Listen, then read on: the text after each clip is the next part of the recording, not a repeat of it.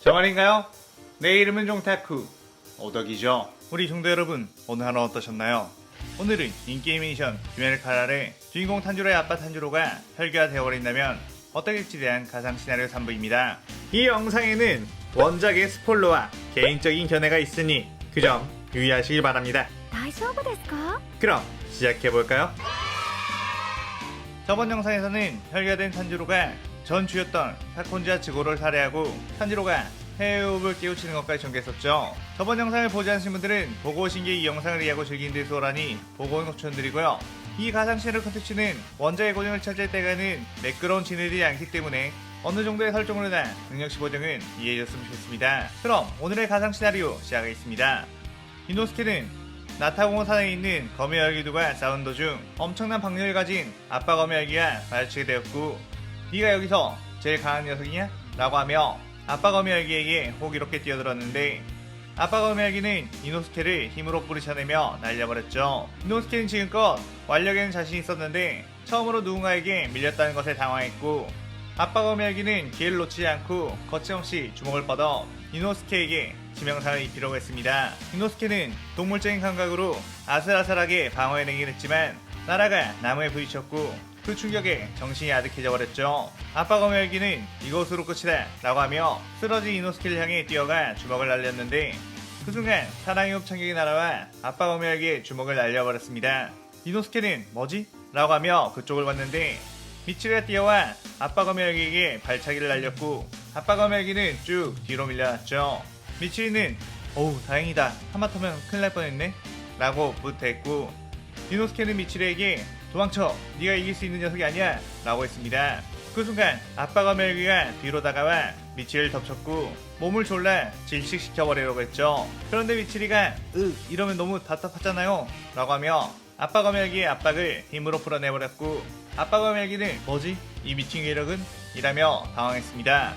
인간의 몸으로 이런 괴력을 낼 수 있다고? 라며 현실 부정을 하고 있던 아빠 거미열기. 미치리는 사랑의 호흡을 시원해 그대로 아빠 거미열기의 목을 베어버렸고, 아무렇지 않게 분명히 이곳에 탄지로가 있을 텐데 어디 있으려나? 라고 하며 슉 달려나갔죠. 한편 루이를 퇴치한 후 한숨 돌리고 있던 탄지로 네이코에게 네가 시간을 벌어준 덕분에 이길 수 있었다고 고맙다고 말했고, 이제 다른 기할대원들이 볼 수도 있으니 가방으로 들어가라고 했습니다. 그런데 그 순간 누군가가 사뿐사뿐 걸어왔고, 그녀는 어라? 거기에도 혈기가 있네요?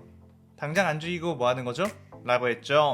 탄지로는 그녀를 보고 한눈에 범상치 않은 인물이라는 것을 알았고, 이 아이는 제 동생이에요, 나쁜 혈기가 아니니까 퇴치할 필요 없어요 라고 소리쳤지만 그녀는 전혀 봐줄 생각이 없어 보였습니다. 그녀는 자신의 이름은 중주코초 시노부, 귀할대주로서 혈기를 가만둘 수가 없다며 곧바로 뛰어들었고, 탄지로는 이미 루이와의 싸움에서 많은 체력이 빠졌기에 시노부의 움직임을 잡을 수가 없었죠. 그 순간 미치리의 영검이 날아와 시노부의 공격을 튕겨냈고, 시노부는 미치리씨 지금 뭐하는 거죠? 아무리 이제 막 주가 되었다고 하더라도 사리 분별은 할 줄 아셔야죠 라고 혼을 냈습니다. 미치리는 그게 저 아이는 이라며 말을 버벅거렸고, 시노부는 제대로 설명하지 못할 거면 당신은 규율 위반이라고 주가 되자마자 좌천되고 싶냐고 물었죠.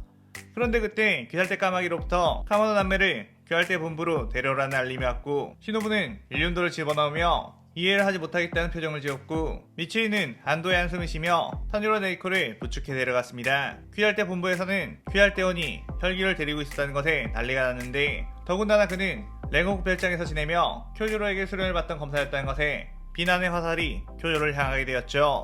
하지만 쿄조로는 떳떳하고 당당하게 지난 2년간 네이코를 쭉 지켜보면서 그녀가 인간을 해치지 않는 특이한 혈기라는 것을 확신했다며 아무런 조사 없이 이 혈기를 죽이러 간다면 그것 또한 귀할대의 미래 혈기 퇴치에 대한 꿈을 저지하는 행동이라고 했습니다. 미치리는 속으로 역시 큐즈로씨, 난 언제 저분처럼 저렇게 똑부러지게 말을 잘할 수 있을까? 라며 부러워했죠. 그때 우부야키 당주가 나왔고, 어째선지 우부야키 당주 방에서는 랭고쿠 신주로도 함께 나와 주들이 의아했습니다. 신주로는 이미 염주의 자리를 쿄조로에게 넘긴 상태였지만 여전히 귀할대의 리더격으로 영향력이 있는 사내였고, 신주로는 주들에게 너희들에게 카모노 가문의 아이들에 대해서 긴히 알려줄 말이 있다고 했죠.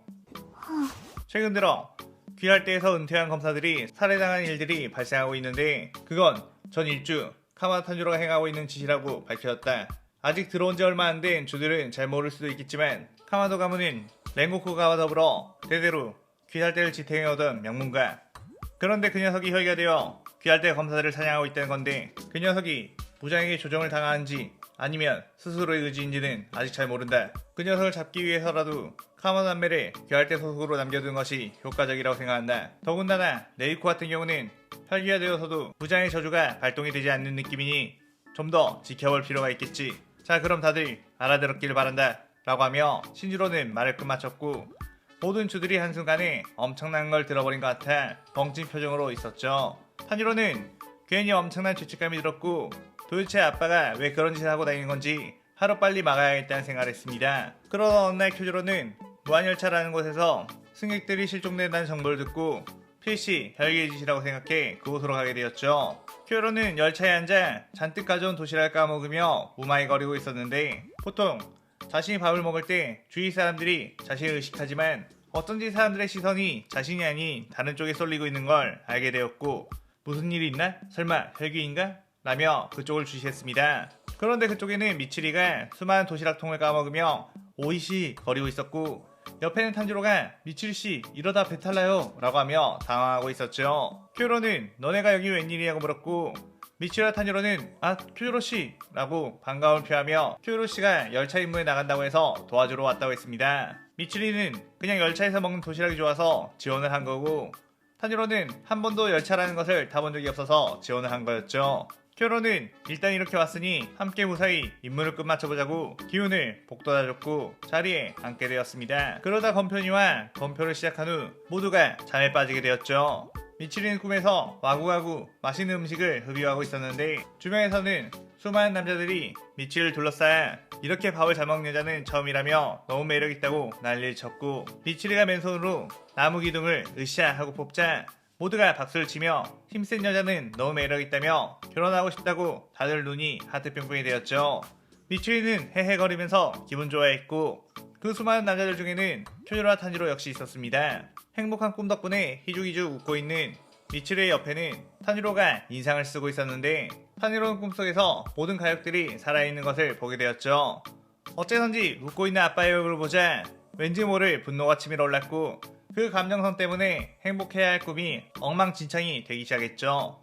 그때 네이코가 나무 가방에서 나와 괴로워하고 있는 탄지로를 깨우기 시작했고 결국 박치기를 해 네이코의 머리에서 피가 나 복혈이 시연되고 말았습니다. 그래야 탄지로는 엠무의 혈기술에서 벗어날 수 있게 되었고 주변의 모두가 잠에 들어있는 걸 보게 되자 열차 어딘가에서 사람들을 잠재우고 있다는 걸 깨달아 뛰어나갔죠. 그러다가 열차 지붕 위에서 엠무를 발견하게 되었고 엠무는 즐거운 꿈을 계속 꾸지 않고 왜 깨어나 버린 거냐며 행복한 꿈을 꾸고 있으면 알아서 주의할 텐데 말이야 라며 시익 웃었습니다.